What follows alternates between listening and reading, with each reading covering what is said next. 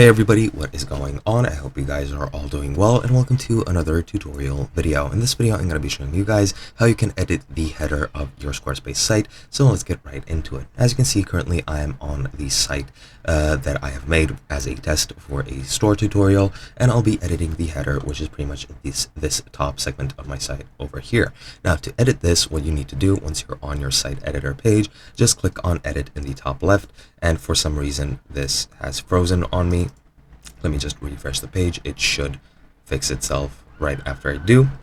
And once you're there, as I mentioned, you need to click on the edit button in the top left. And once you do, it'll take you to this editor page here. Now, once you hover over your header, you can click edit site header.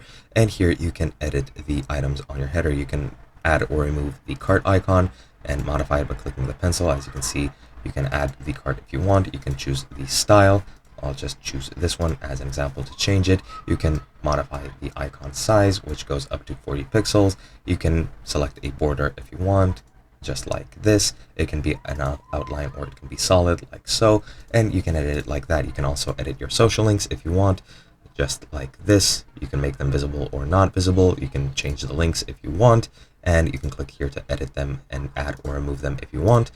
You can also click the login button and add or remove it if you choose.